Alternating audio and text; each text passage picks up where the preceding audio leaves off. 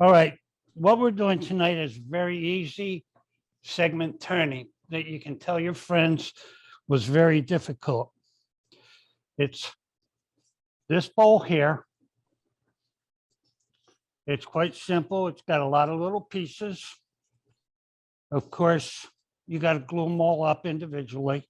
No, you don't, but that's okay. But this is what I'm going to start with tonight. It's going to be tonight. I'm going to try to do two different things. First, this bowl, and then I'm going to talk about getting started doing segment work and some of the math real quick, and then how to glue up different rings and different methods for doing different things so that you can start developing segment work with rings. Okay, but this is what we're shooting for in the beginning. Hopefully we can get this done in a short time. In fact, I might not turn it all. Okay. If you see, you have different colors of wood.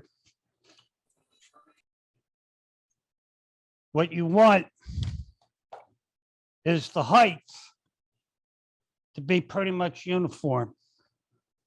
And then you're going to glue these up into a pattern. Okay. Oh, you got it down there. Oh, good. And the pattern, it can be whatever you want. You can change it around. You can look at it. Now, these blocks of wood I made are just junk that was laying around.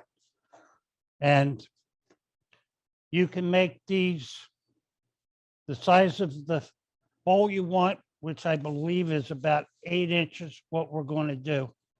There's the drawing. But let's talk about this first. And you're going to make these. You're going to need 3 bowls for this bowl here that I just showed you. You're going to need 3 that are going to be, I believe, about 9 by 8 or something like that, 8.5 by 8.5, because your bowl is 7 and everything. So you need a little extra on the outside. To glue these up, and I'm not going to try to glue these, but I'll explain it with one that's already glued up. This is what you're going to end up with. Now, you can do 3 of these and you'll have each one, or you can take this length, which is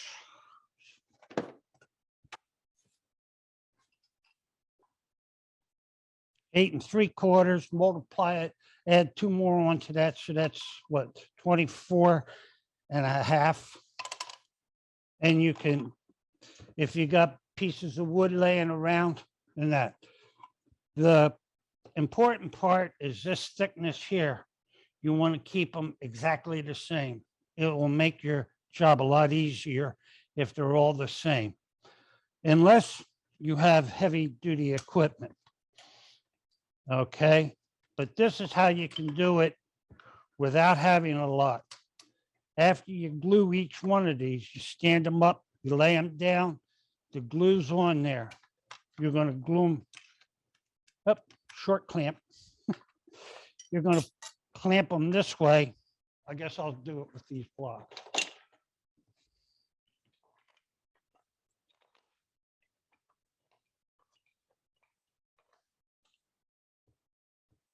You're going to have glue on there, glue there, and on down the line. You're going to take that and you're going to glue that there. You're going to glue that there or clamp that there. Then you have these. These are what called cawls. Okay, I have tape over them. These can go like this.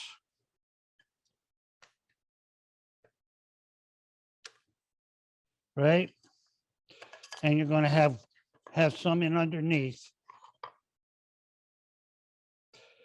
And then you're going to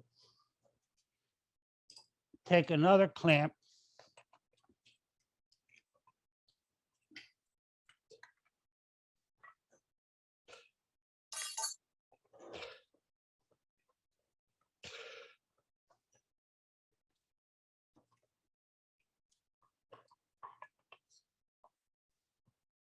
oh well.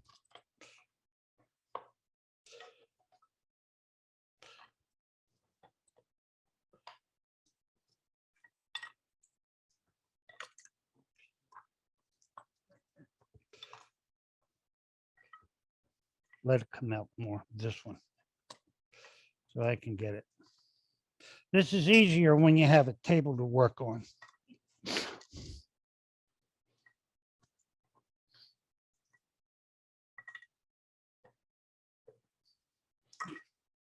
But the purpose of the calls are to line your boards up so you have less sanding later on.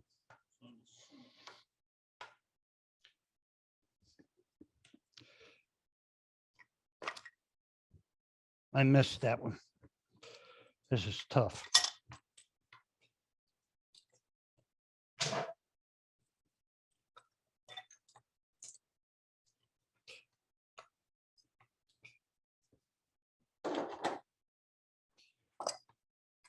Your calls are going to go across there.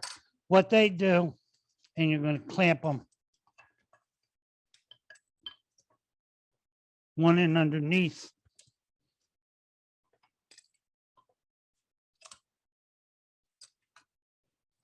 And one on this end. And then you would clamp them together.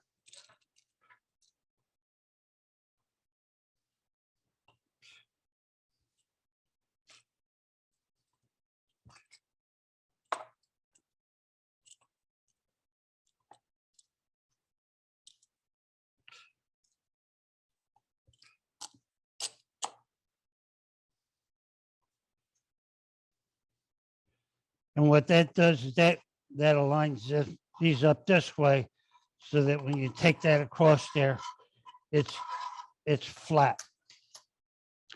Once your glue dries, you can take them off and then you can sand it.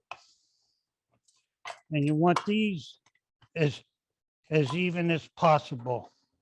And you're going to end up, for this particular bowl, I needed 3 of them, which are here. All right. All nice and glued. To do the bowl, to do any segment work, what you need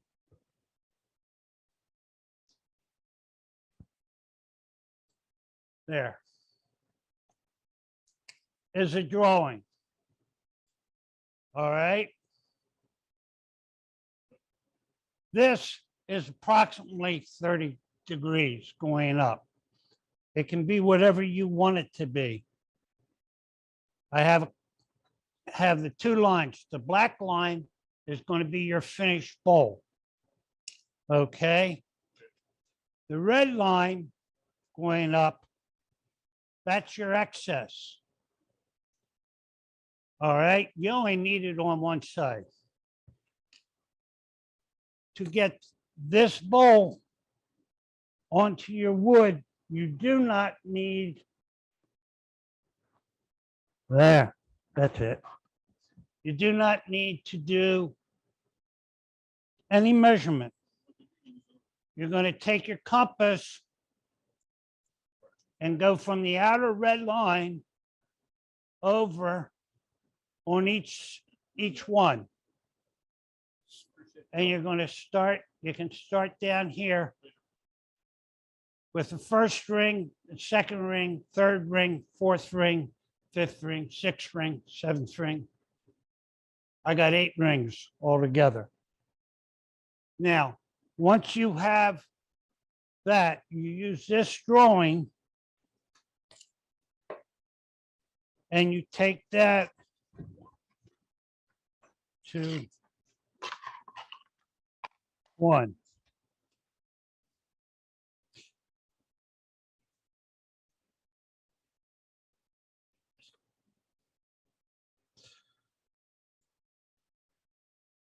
I have 1. I've got X's across here to find the center. I'm going to take that compass and I'm going to go around and I'm going to draw 1. And then I label it as 1 where I can see it. Then you go to number 2.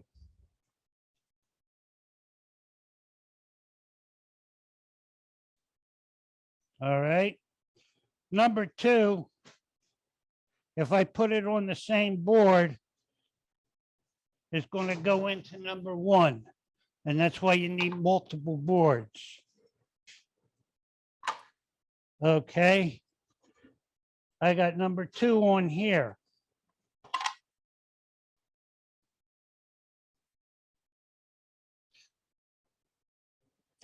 Which goes around like that. Now, I bring it in a little, and that could be wrong way.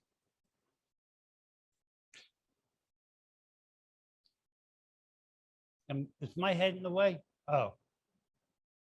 Oh, that wasn't even adjusted for over here, was it? I bring it over and I do the inside. And this piece actually is going to become waste. But that gives me that ring. Now, you keep on going and you got 1 on this one, 2 on that one, 3 on here. Then you can go back to this one and you got 4 on it, 5 on here,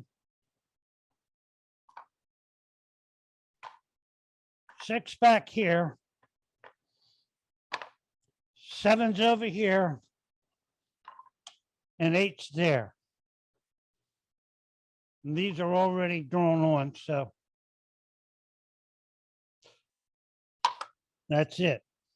Now, once you do that, you better plug that in.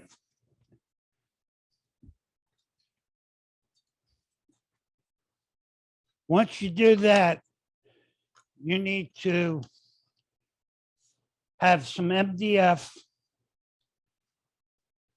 and you can mount it. I have it mounted on a chuck because it makes it a little easier here. You can also mount it on a faceplate or whatever, but you want a flat surface and everything. And you're going to take and you're going to start with ring 1. Hey, Ray, can I ask a question? Yeah. So when you made the 3 boards, do those patterns match? All 3 are the same? Yeah, because, okay. I'm trying to show, because I don't know what equipment people have, how to do it where they can keep a uniform thickness. Right, These boards could be all 1 board. right, In other okay, words, you don't have to do it if you understand. so they Right, are I need identical, something like actually. this. Yeah. You just This one have the would go up. yellow on the other side. Yep, These would, you could do it with longer sticks and then just cut them in half. right, okay, Okay. You can also take them, depending on how thick wood you have, you can take them to glue them together. Well, you could start with a hunk of wood that's that thick. And then Well, let's say that's 3/4. So you got a 3/4, 3/4, 3/4, and it's on here. It would be an inch. Well, I got an inch and a quarter roughly, but you might have one that's an inch and a half. And that could be one solid block. If you have a bandsaw or a table saw, and then you could cut them on them and make separate boards, but then the sanding would be a little harder because that would probably be a little rougher. And if your bandsaw has some drift to it, you just screwed up a board. So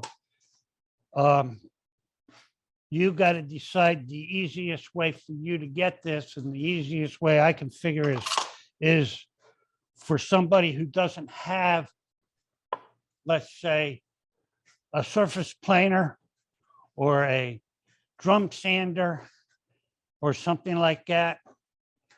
The easiest way they could cut these on a table saw, get them all uniform, and then glue them together to make their board. That's the simplest way with the least amount of equipment. Okay, thank you. All right. But there's a number of ways to come up with these depending on the equipment you have. That way. I got the center mark there.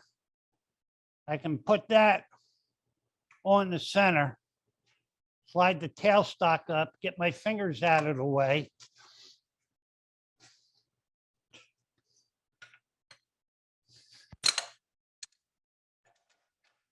Just breaking everything.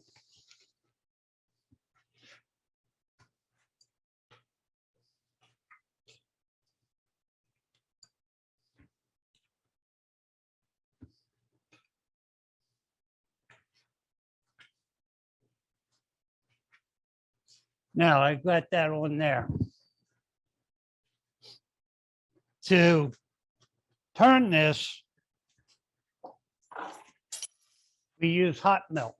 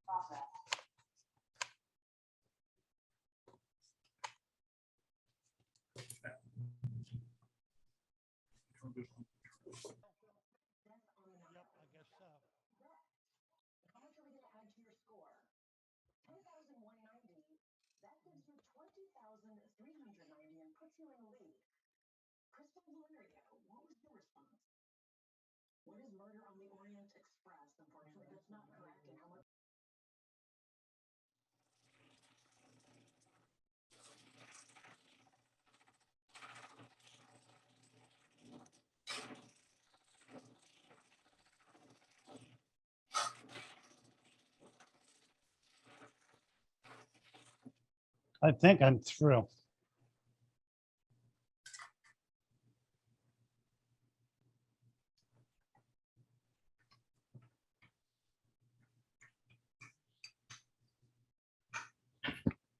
I really don't need that anymore.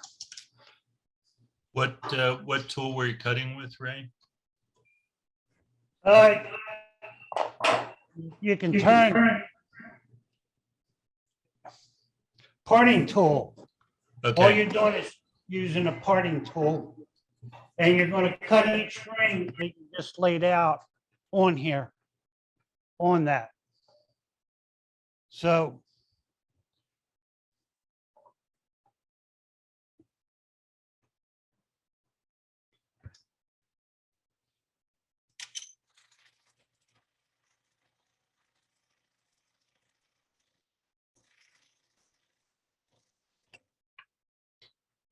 there's ring one.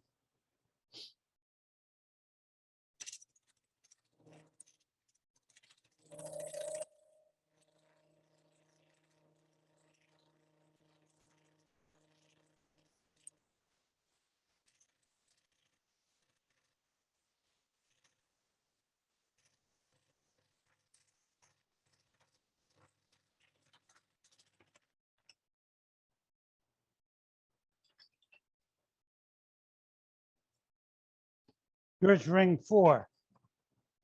So we turn it off whenever you forward. Hand me my shield. I think we should be using this, even though half the time I don't. All right.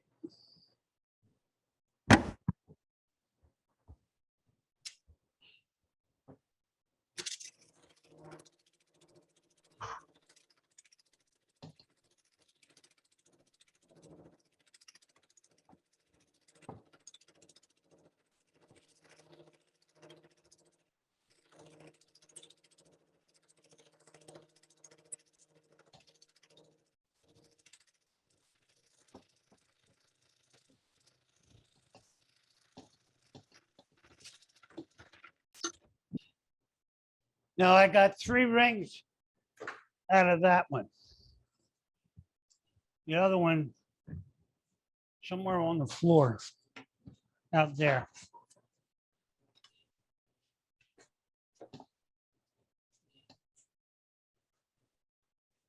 What I did then is you're just going to take this off.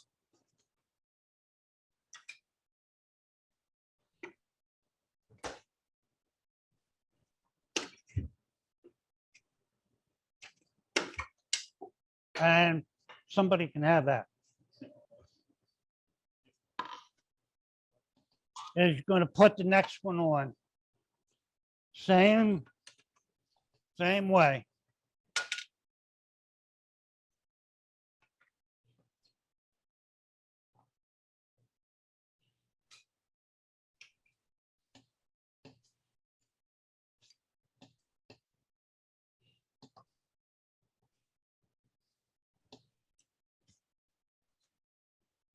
Now I'm using hot melt because it comes right apart. Plus that, we don't have to wait 2 hours for it to dry up. Okay, when this dries up a little bit, I'll knock out the other ones.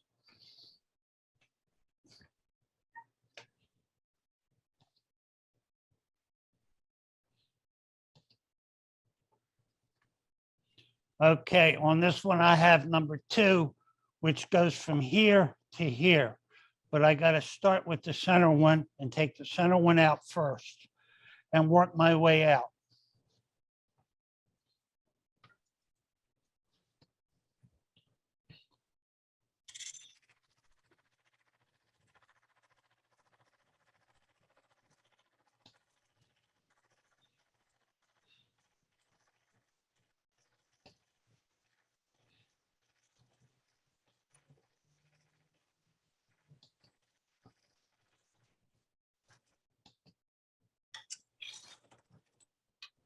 Thank you.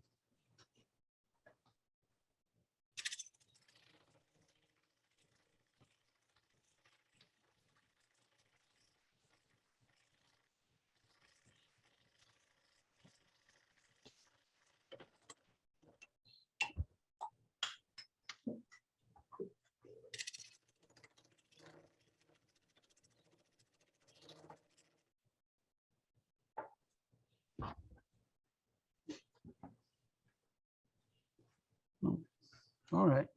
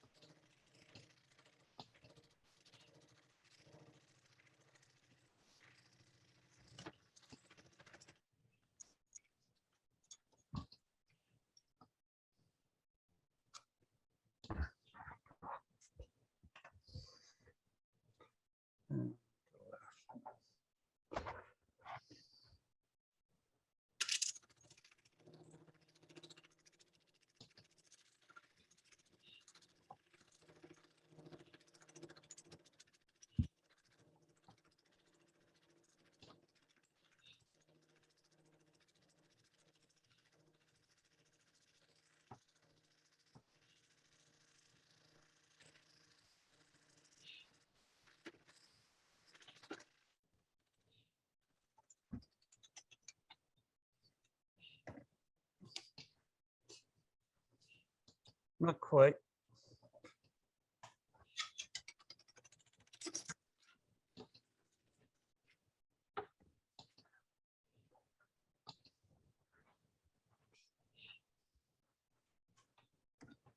And now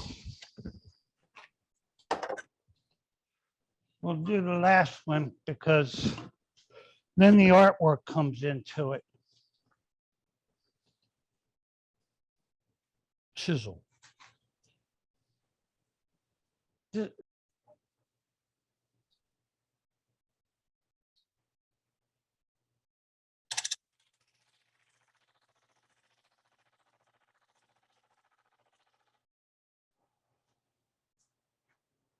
I don't want that flying off and hit me in the head.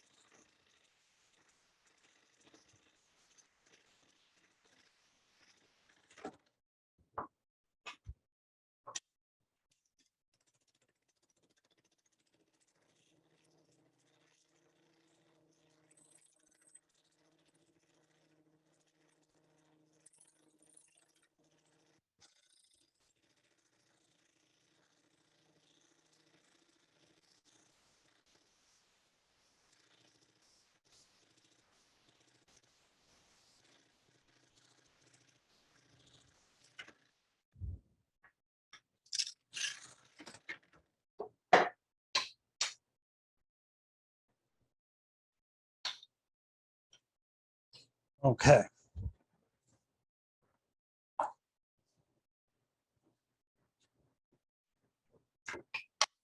How did he mount the MDF? Does he have a tenon glued on?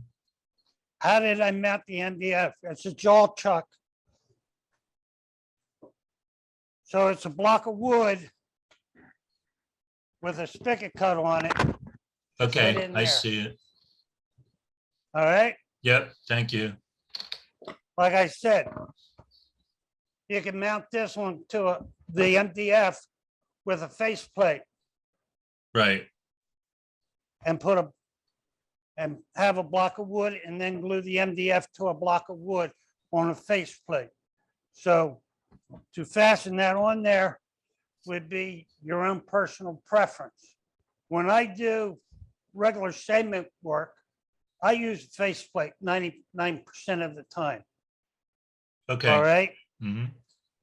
For demonstration purposes, to make it easier for me, I did it this way. But when I'm Okay. doing segment work, I usually use a faceplate, especially when I'm doing rings. The reason being is you're taking it on and off constantly. And with a faceplate, you're more accurate than using a chuck, I think. Now comes the fun part, because what you're going to do is you're going to take all those rings that you just turned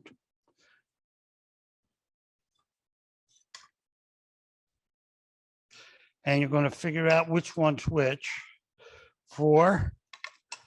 So 4 goes there. 3 goes there. 2 goes there. This, I guess one of these are 1. Right? Maybe not. You got 4, then you got 6, and then you got 7, and you have 8. And what you end up doing is spending time to align these up to give you some kind of pattern. Like you could change it by switching these, just sliding these. And you gotta decide. One seems to be awful small. Is there another one around here? There should be. I think you're missing 5. No. I'm No? missing one. 1, okay. Okay. Well, we'll call that one for this, because I'm not gluing these up here. But if you understand, you can take these and you can line these up on top of one another and look at them and see how you want these to line up. Do you want the yellow, and then switch that yellow back there? Or do you want the yellow to step? Or do you want them separated further apart? And it all comes down to whatever you decide. And you can do that with all your rings. And then once you get your rings to the way you want to, because you can do this on a workbench, and you're not trying to hold it up for a camera. Right? Let's say that's the way we wanted it. I could take a pencil and mark each one exactly in line with the way I want it. So like if I wanted that there, these 2 rings here, because I can't hold both of them. This would usually be done on a table. And you could stack them up and actually physically look at them from afar. Where is it? Like that. You can look at them and see exactly how they are. Once you get all of them the way you want it to look, right? You take that and you mark it, being a pencil, and you mark each one so that when you start to glue them up, you can align those marks up and everything. Now, as you see, I'm fumbling around with all of these. So I don't think you're going to take them. And if you did try, you'd probably mess it up. And clamp these up as one whole clamping unit and try to save time that way.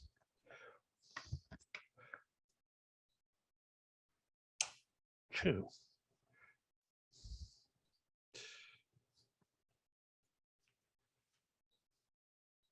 But anyways, that's when you go to clamp them up.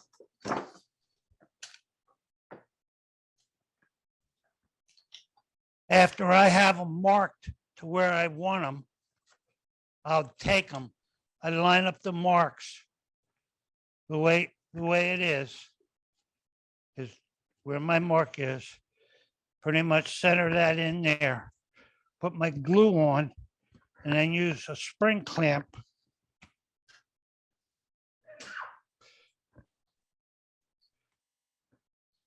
to hold this in place.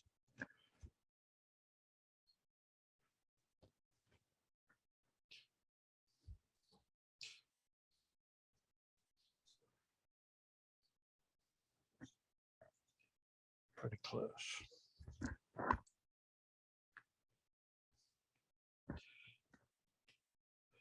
And you keep on going around with your spring clamps. And you do that for these. And being you got 8, that's double. Right?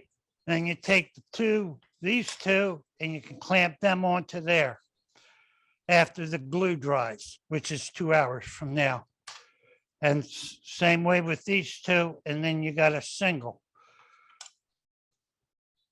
You to glue use, together. Then you use tight bond, right? I use type on 2. Yeah, because that's faster. A lot of people just use type on 1. It's totally up to you. And as long as you're not going to leave it outside, you don't need type on 3. Right, but type on 2 cures quicker, right? It has a little quicker curing time. So yeah, you might have to work a little faster.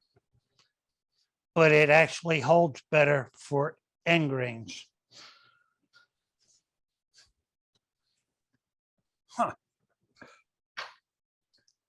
All right. So then, once you get, let's say, these 2 glued together, these 2 glued together, these 2 glued together, and you got everything glued together, right? Then you take all of them and then glue them up as one, lining up your line again, because now you got a line from here all the way up to here. And then you got to put weight on it. Now you can take a chuck and put on there and build a couple chucks up for the weight. And leave it set. You can, I happen to have a platform with 2x4s running up and a screw clamp coming down that I can put pressure on. You can take a pipe clamp, fasten it into the ceiling, run it down and have a clamp on it and use that method. But the simplest way is just to take enough weight and put down on it so it lays flat. All right, but by gluing each one of these up individually at 2 at a time, you can set that for whatever you want in your pattern. All right.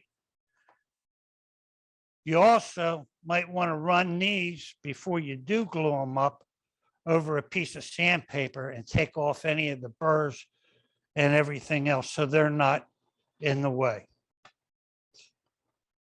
All right. Which is quite possible. When you get that all done,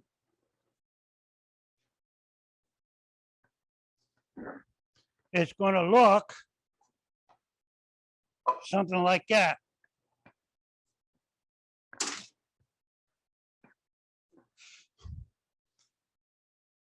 And if you notice, I put a solid piece on down here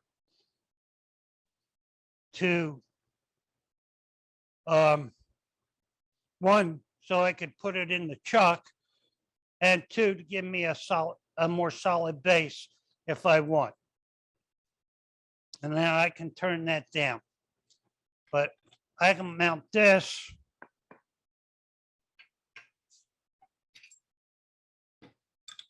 I can mount this into the chuck.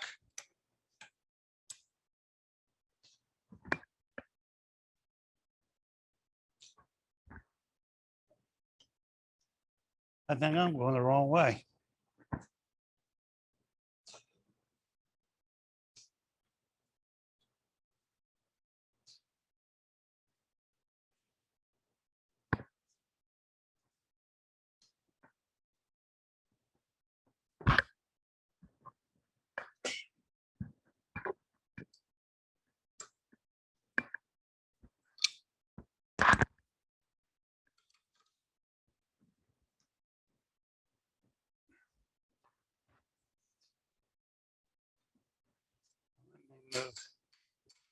Is there any questions on the clamping or anything like that? But by doing it, now I just randomly did it. But if you notice, that line there is over the center of that one. And I try to keep them so that they are brick laid. And all, because it makes for a stronger thing.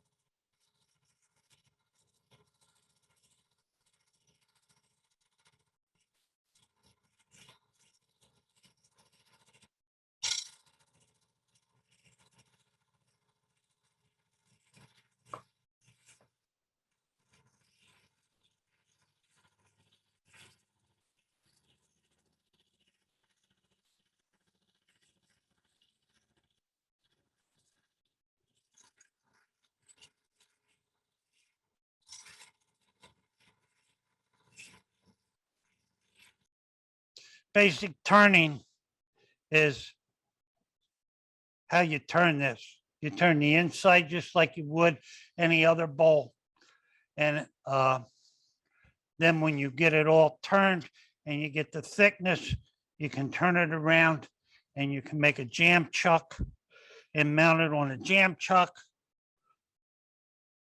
Or if you have a cold chuck, you can mount it on that and finish off the bottom, which we don't have here. But I could do the inside the same way and then just take feeler gauges and go down and make sure my wall thickness is all the same. It looks like I got plenty more that I could take off on the inside. But if you all want to know about basic segments and rings, then I got to start working on showing you that. But this is how you would turn a bowl. And that's your finished product right here. But it's basically the same thing. And you finish off your bottom, you finish off the inside, which is nothing more than basic turning. I don't think it's anything that I want to really keep doing, because when people do just turn and spend all their time turning, then it starts, there's more information to segment work that I can give you. So we're gonna leave this project go. But does everybody understand how to get that? I'm hoping, because it's basically all you're gonna do is turn the inside and the outside until you get the thickness that you want. This one here's probably 3/16, maybe a quarter at the most. You can turn them down really thin, or you can leave them like that. But this is basically how they go together. It's a simple project that really anybody that has access and can cut these bands and make them true can do. You don't have to know a lot about angles.